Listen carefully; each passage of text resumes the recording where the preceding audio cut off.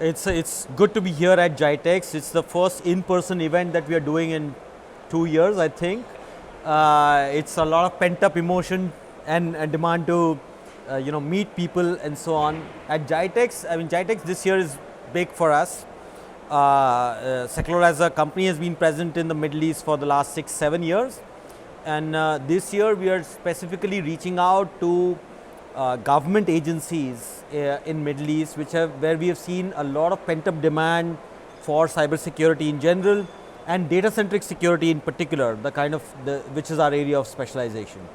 And the reason we see that is that with government and defense agencies specifically in the Middle East, the need to collaborate with external agencies has only increased because people are working from home. A lot of information is going out to vendors and contractors and so on. It's a pattern. Yeah, and yeah, people are vulnerable because data is becoming more vulnerable, right, and so on. So with a lot of these large enterprises, they have been caught off guard because data is now going home and to GITEX and to the hotel and to the airport and so on.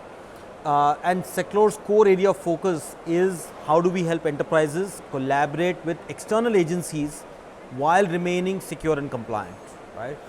So GITEX as a phenomena has not been great for this world, but for data-centric security and the kind of things that we do, it's been a phenomenal uplift to the message that we've been carrying for many years.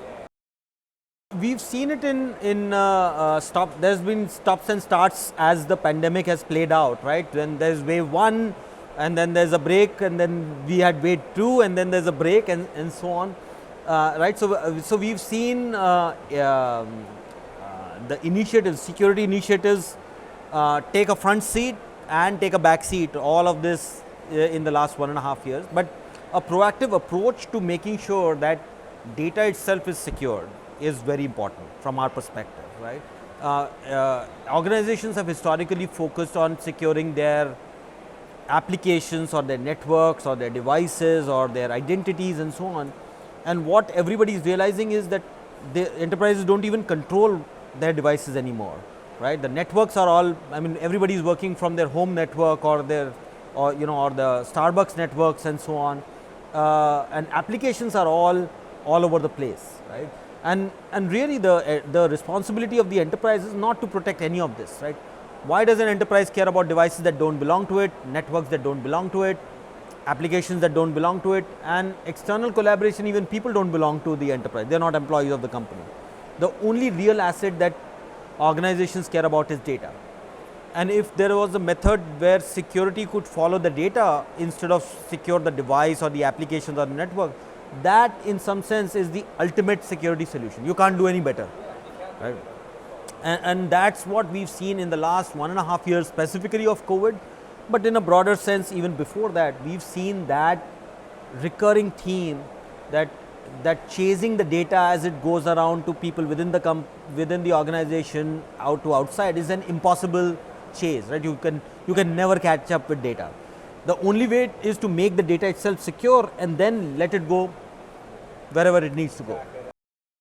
I think it is going to get worse before it becomes better, and the reason for the increased ransomware attack is because the threshold for making an effective ransomware demand has gone down, right? Earlier it was, large enterprises, large groups of hackers who were doing this, and now there are a lot of almost ransomware as a service. Like you have software as a service, you have infrastructure, you have ransomware as a service, right? And so on. So all these kind of phenomena are reducing the threshold that needs to get crossed before ransomware becomes commercially viable, right? So the cost of executing a ransomware attack has gone down significantly, right? And the vulnerability of people as they move out of the enterprise and move to homes and public places and so on has gone up, right? So on the one hand, it's just lower cost and easier to perform an attack. And on the other hand, the returns have constantly increased because people are starting to value their data more and more over any other thing, right? So the pattern that I see here is that ransomware will just become worse, and the only real way to beat it is to fight encryption with encryption.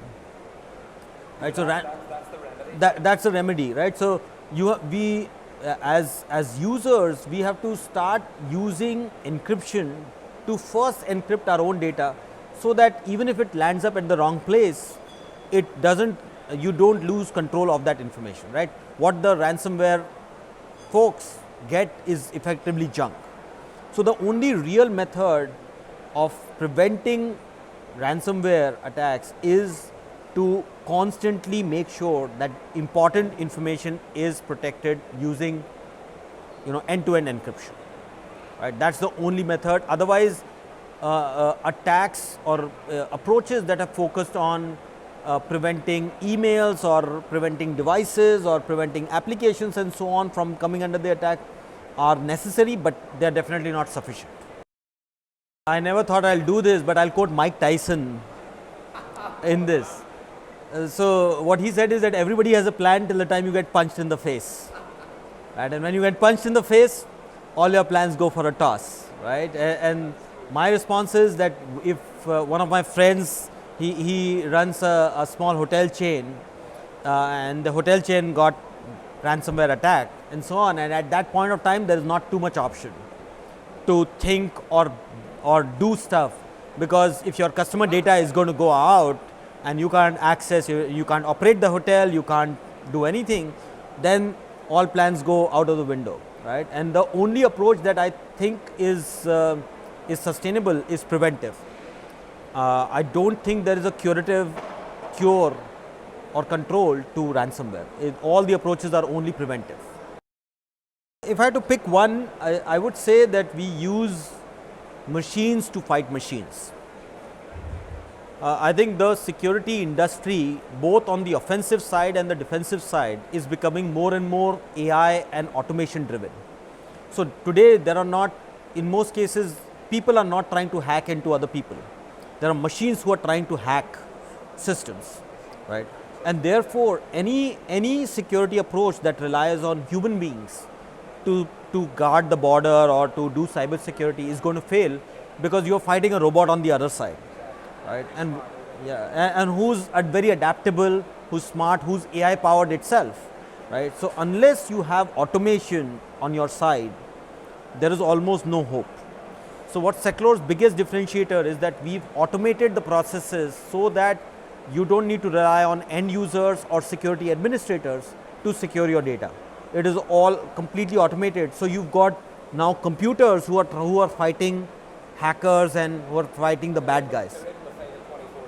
Yeah, exactly. It's reliable, it's sustained, it's really fast, and therefore you're not dependent on people anymore. So automation, I would say, is our biggest differentiator, and this becomes really important for large enterprises or government agencies, where there are many, thousands of people, hundreds of thousands of people sometimes, and you cannot really afford to educate 100,000 people to do even a small task. Forget about security.